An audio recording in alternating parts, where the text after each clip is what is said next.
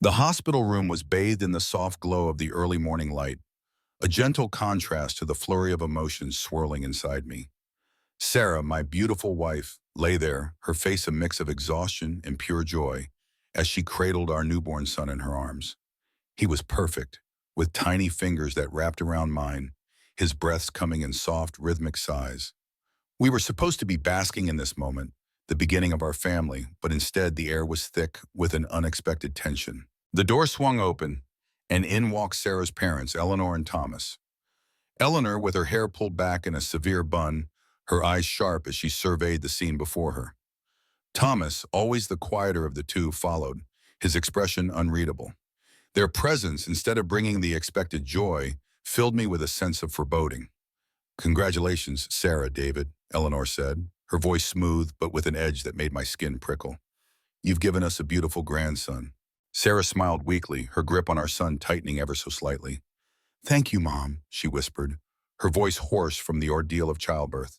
Then, without any preamble, Eleanor dropped a bombshell. "In our culture, the grandparents raise the firstborn," she announced, as casually as if she were discussing the weather. I blinked, my mind struggling to process her words. "Excuse me?" I managed to choke out, my heart beginning to race. Eleanor's smile didn't waver. "It's tradition. The firstborn is raised by the grandparents to ensure they grow up with our values, our heritage. It's been this way for generations." I looked at Sarah, expecting her to laugh, to tell her mother that this was some sort of misguided jest, but her face was pale, her eyes wide with shock. A nervous chuckle escaped me, but it died in my throat when I saw the look on Sarah's face. She wasn't laughing. "David," Sarah's voice was barely above a whisper, "did you know about this?" I shifted uncomfortably, feeling the weight of her gaze. I I thought we'd talk about it later," I stammered, feeling like I was sinking into quicksand. Eleanor clapped her hands together, her excitement palpable. "There's nothing to talk about. We've already started setting up the nursery at our house. He'll be very happy with us." My mouth went dry. "You think we're just going to hand over our baby?" I asked, my voice rising. Eleanor's smile grew wider, almost predatory. "This is how it's always been. It's a great honor for the grandparents. You'll still be his mother, of course, but from a distance. We'll raise him with our values, and when he's older, he'll understand and appreciate it." I looked at Sarah, waiting for her to say something, to tell them this was insane, to defend our right to raise our own child, but she just stared at the floor, her hands trembling. Eleanor's husband, Thomas, finally spoke, his voice firm. "This is how it is in our family. We don't disrespect tradition." My heart pounded in my chest. "Well, in our family, mothers raise their own babies," I said, my voice sharp with anger and fear. Eleanor's expression hardened, but there was something smug underneath it. "So you're refusing?" Sarah, her voice weak but firm, lifted her head. "Obviously." Eleanor let out a dramatic sigh, shaking her head. "Then you're disrespecting our ancestors." The room felt like it was closing in on me. My body was still weak from the birth, but I sat up straighter, my resolve hardening. "I don't care," I said, my voice louder than I intended. Eleanor's eyes flashed with something I couldn't quite place. "Think about this before you make a mistake, Sarah. David, you understand, don't you? You respect your heritage. You know this is how it should be." I looked at Sarah, her eyes pleading with me to stand by her. I clenched my fists, feeling the weight of the decision before me. "Sarah," I said, my voice low, "do you want to give our son to them?" Her jaw tightened and she shook her head, tears welling up in her eyes. "No, I don't want to," she said, her voice cracking. "But," I cut her off, my own resolve firming. "No buts. Either you're with me or you're with them." Eleanor gasped, her hand flying to her chest. "You're making him choose between his family and you?" I stared at her, my heart pounding. "I'm his family," I said, gesturing to our son, sleeping peacefully in his hospital bassinet. "This is his family." Silence hung heavy in the room, then Eleanor let out a soft chuckle. "Well," she said, tilting her head, "this will be interesting." The look in her eyes made my skin crawl. I had no idea what she was planning, but I knew this wasn't over. I had just given birth. I was exhausted. I needed to rest. But I wasn't stupid. I had seen the way Eleanor had smirked, the way Sarah had hesitated, the way Thomas had looked at me like I was an inconvenience. I wasn't going to wait around and see what they tried next. That night, after Sarah's parents left, I made a call. The next morning, Eleanor and Thomas would receive something in the mail that would make them scream. The hospital room felt like a battlefield, the air charged with tension that seemed to crackle between us. Sarah lay in bed, her face pale, her eyes darting between her parents and me. Eleanor, with her arms crossed, stood at the foot of the bed, her gaze cold and calculating. Thomas, ever the silent sentinel, leaned against the wall, his expression unreadable, but his presence imposing. "Sarah," I began, my voice low, trying to keep the tremor out of it. "We need to talk about this." Sarah's eyes met mine, filled with a mix of fear and determination. "There's nothing to talk about, David," she said, her voice stronger than I expected. "Our son stays with us." Eleanor's lips pressed into a thin line, her eyes narrowing. "You're being selfish, Sarah. This isn't just about you. It's about our family, our traditions." I took a step forward, my hands curling into fists at my sides. "And what about our family, Eleanor? What about Sarah's right to raise her own child?" Eleanor's smile was icy. "Your family? You married into ours, David. You knew our ways, our customs. This isn't about rights, it's about honor, about respecting the elders." Sarah's voice cut through the tension, sharp and clear. "And what about my honor? My right to raise my son, to be there for his first steps, his first words?" Thomas finally spoke, his voice deep, resonating with authority. "Sarah, this is how it's always been. You'll still be his mother, but from a distance. You'll see him on holidays, special occasions." I could see the conflict in Sarah's eyes, the war between her love for her son and the weight of family expectations. "And what if I refuse?" she asked, her voice barely above a whisper. Eleanor's expression hardened. "Then you're disrespecting our ancestors. You're spitting on our heritage." I stepped closer to Sarah, placing a hand on her shoulder, feeling her tremble under my touch. "Sarah, you don't have to do this. We can fight this." Eleanor's eyes flashed with something akin to amusement. "Fight? You think you can fight tradition, David? You think you can change centuries of culture with a few words?" My pulse was racing, my mind racing through options, through the implications of this confrontation. "It's not about changing tradition, Eleanor. It's about doing what's right for our son, for our family." Eleanor's laughter was cold, mocking. "You're naive, David. You think you can just walk away from this? You're part of this family now, whether you like it or not." Sarah's voice was quiet but firm. "I'm not giving up my son." Eleanor's smile didn't waver. "You'll regret this, Sarah. You're choosing a path that will isolate you, that will make you an outcast in your own family." I could see the fear in Sarah's eyes, the fear of losing not just her son, but her connection to her family. "We'll see about that," I said, my voice steady. "We're not alone in this." Thomas stepped forward, his presence looming. "You're making a mistake, Sarah. Think about what you're doing."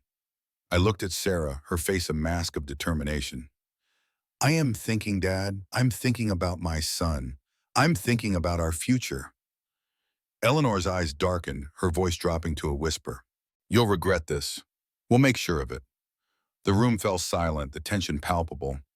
Sarah's hand found mine, squeezing tightly. I knew we were in for a fight, not just with her parents, but with the weight of their expectations, their traditions. But as I looked at our son, sleeping peacefully, I knew we had to stand our ground. This wasn't just about us. It was about him, about giving him the life he deserved, not the one dictated by ancient customs. As her parents left, their threats hanging in the air, Sarah turned to me, her eyes filled with a mix of resolve and fear. "David, I'm scared," she admitted, her voice breaking. I pulled her into a hug, feeling her body shake against mine. "I know, love, but we're not alone. We'll get through this together." That night, as Sarah slept, I made a call. The next morning, her parents would receive a package that would change everything. The hospital room was quiet, the soft hum of machines providing a constant backdrop to the silence that had descended after Sarah's parents left. Sarah lay in bed, her eyes closed, her breathing even, but I knew sleep was far from her mind. The confrontation had left her drained, both physically and emotionally. I sat by her side, my mind racing with the implications of what had just happened. The weight of Eleanor's words, the threat they carried, hung heavy in the air. I glanced at our son, his tiny form swaddled in the hospital bassinet, his sleep peaceful, unaware of the storm brewing around him. Sarah stirred, her eyes fluttering open to meet mine. "David," she whispered, her voice hoarse, "what are we going to do?" I took her hand, feeling the coolness of her skin. "We're going to fight," I said, my voice firm, trying to instill some of my resolve into her. "We're not going to let them take our son." Her eyes searched mine, looking for reassurance, for a plan. "How?" she asked, her voice barely audible. I squeezed her hand gently. "I have an idea, but first you need to rest." She shook her head, a small, determined gesture. "No, I need to know. I need to be involved." I nodded, understanding her need for control, for action. "Okay," I said, pulling out my phone. "I'm going to call our lawyer. We need to get ahead of this." Sarah's eyes widened, a spark of hope igniting in them. "You think he can help?" "I know he can," I said, dialing the number. "We'll get a restraining order if we need to. We'll document everything. We'll make sure they can't just walk in and take him." The phone rang, each tone echoing in the quiet room. Sarah's grip on my hand tightened as the call connected. "Mr. Johnson," I said, keeping my voice low but urgent, "we need your help." The conversation was brief, Mr. Johnson's voice calm and professional, a stark contrast to the turmoil inside me. He asked for details, for the specifics of what had transpired, promising to look into the legal options, to prepare for any potential custody battle. When I hung up, Sarah's eyes were fixed on me, waiting. "He's going to draft something," I explained. "A letter to your parents stating our intentions, our refusal to comply with their demands. And he's going to start the process for a restraining order if necessary." Her face softened, relief washing over her. "Thank you, David," she whispered, her voice thick with emotion. I didn't know what to do. I leaned in, kissing her forehead. "We're in this together. We'll protect our son, no matter what." As the night deepened, Sarah eventually drifted into a fitful sleep, her hand still clutching mine. I remained awake, my mind racing through scenarios, through the legalities and the emotional toll this would take on all of us. But I knew one thing for certain: we would not give in. The next morning, as Sarah's parents received the legal letter, I knew the battle was just beginning. But for now, in the quiet of the hospital room, with my wife and son by my side, I felt a sense of unity, of purpose. We would fight for our family, for our right to raise our child, no matter the cost. The morning light filtered through the hospital room, casting long shadows across the floor. Sarah was still asleep, her face peaceful, a stark contrast to the turmoil of the previous day. I had barely slept, my mind replaying the confrontation with her parents, the threats, the fear in Sarah's eyes. But now there was a new development, one that could either escalate the situation or provide us with some leverage. I held the letter in my hands, the paper crisp and official. The words on it a declaration of our stance. Mr. Johnson, our lawyer, had worked through the night to draft it, ensuring every legal angle was covered. It was a formal notice to Sarah's parents, stating our refusal to adhere to their tradition, our intent to raise our son, and our readiness to take legal action if necessary. I glanced at Sarah, her chest rising and falling in the rhythm of sleep. I knew this letter would be a shock to her parents, perhaps even a provocation. But it was necessary. We needed to establish boundaries, to make it clear that we would not be bullied or coerced. With a deep breath, I walked over to the hospital phone, dialing the number for Sarah's parents' home. It rang, each tone echoing in the quiet room. Eleanor answered on the third ring, her voice smooth but with an edge of impatience. "Hello?" she said, as if she already knew who was calling. "Eleanor, it's David," I said, keeping my voice steady. "I need to inform you of something." There was a pause, the sound of her breathing the only indication she was still on the line. "Go on," she finally said. "I've sent you a letter via courier. It outlines our position regarding our son's upbringing. Sarah and I will be raising him. We're not giving him up to tradition or to anyone else." Her laugh was cold, a sound that sent a chill down my spine. "You think a letter will change anything? You think you can dictate terms to us?" "It's not about dictating terms," I replied, my voice firm. "It's about our rights, our son's future. The letter also serves as a formal notice that we will take legal action if you attempt to interfere." The silence on the other end was heavy, pregnant with unspoken threats. You're making a grave mistake, David, she finally said, her voice low, menacing. We'll see how this plays out. I clenched my jaw, feeling the weight of her words. I hope it won't come to that, Eleanor. But we're prepared to defend our family. The call ended abruptly, the dial tone a stark reminder of the tension between us. I sat down, the letter still in my hand, feeling a mix of relief and dread. I had thrown down the gauntlet, but I knew her parents wouldn't take this lying down.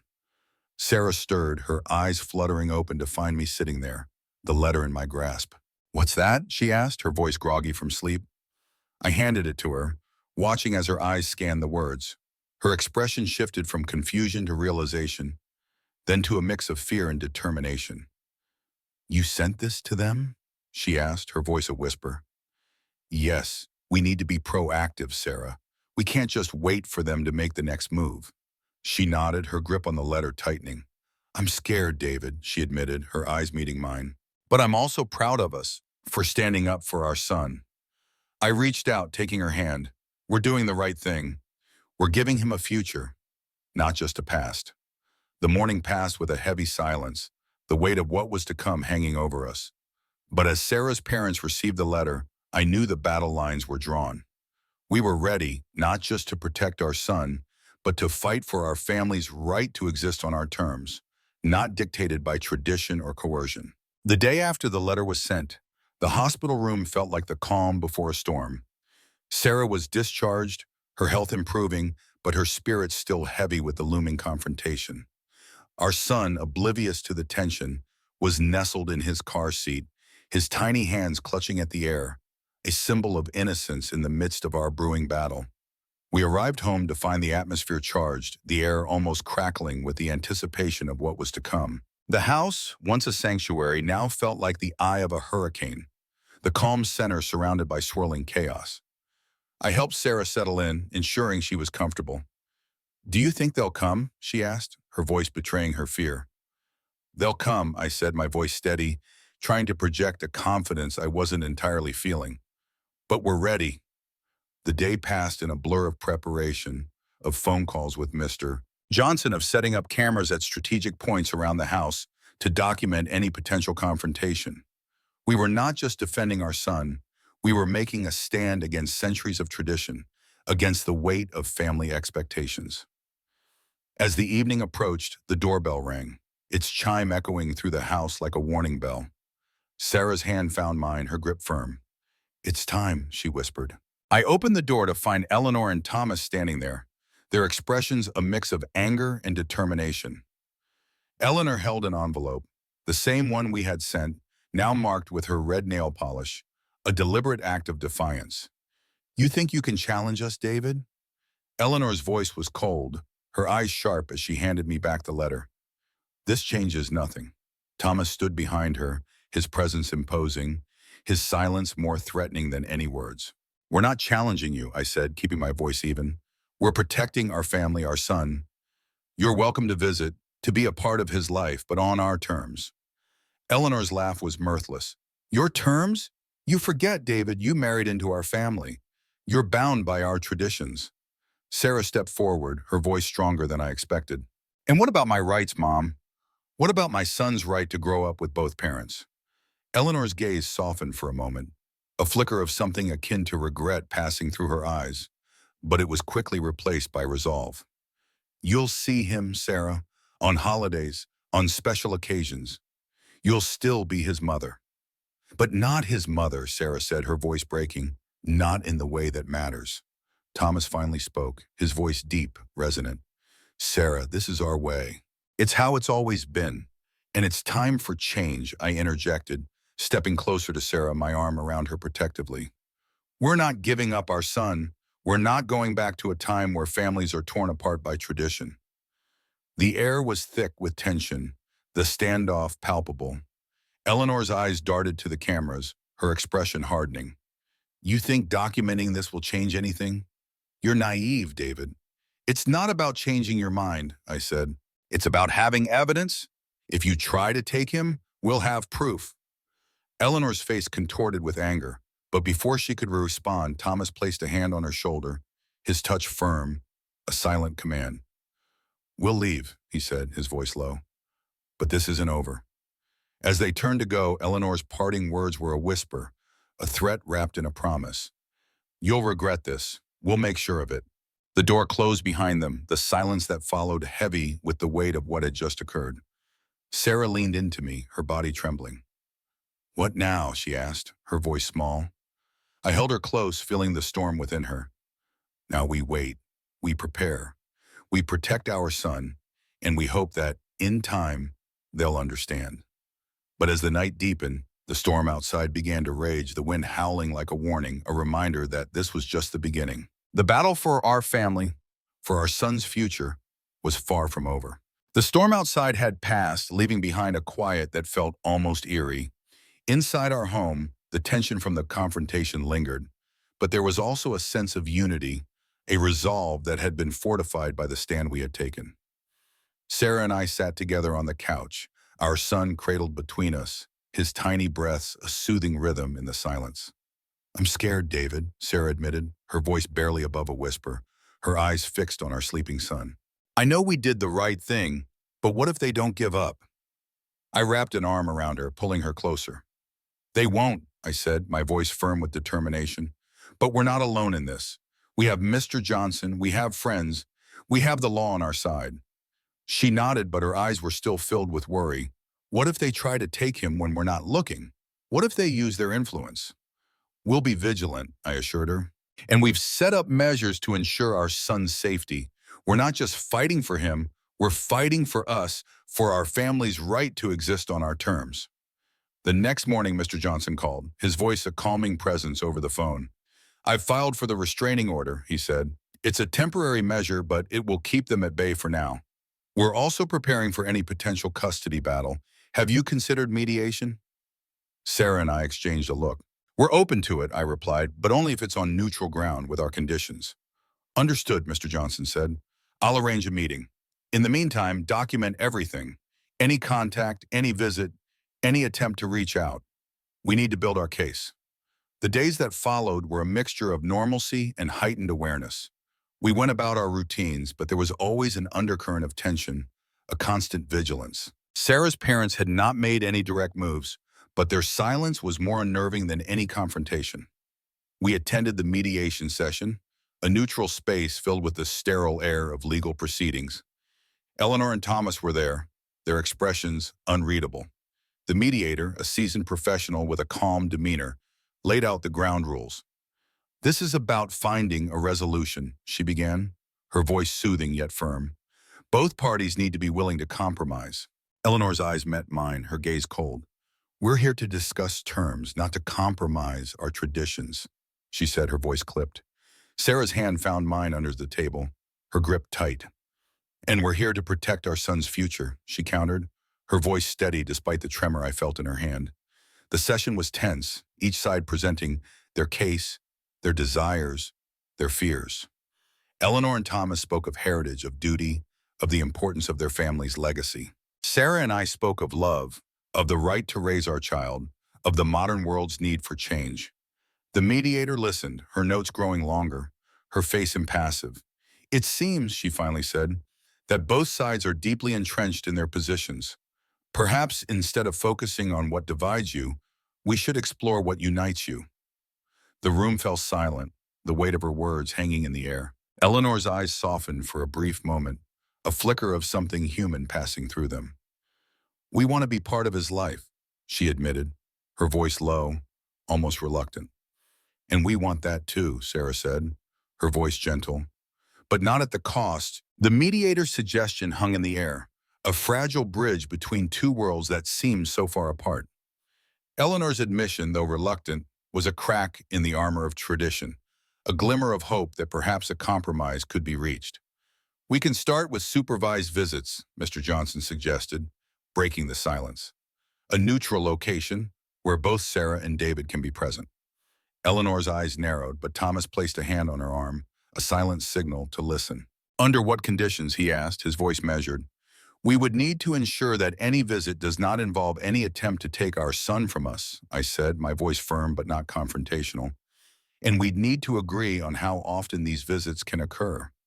Sarah nodded, adding, We want him to know his grandparents, to feel loved by both sides of his family.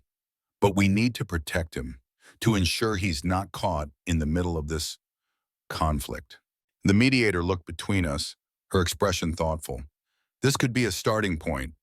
It shows willingness from both sides to maintain a connection. Perhaps, with time, trust can be rebuilt. Eleanor's face was a mask of contemplation, her eyes darting between Sarah and me. Supervised visits, she repeated, the words tasting foreign on her tongue. And what about our traditions, our heritage? Our son will learn about his heritage, Sarah said, her voice gentle but resolute.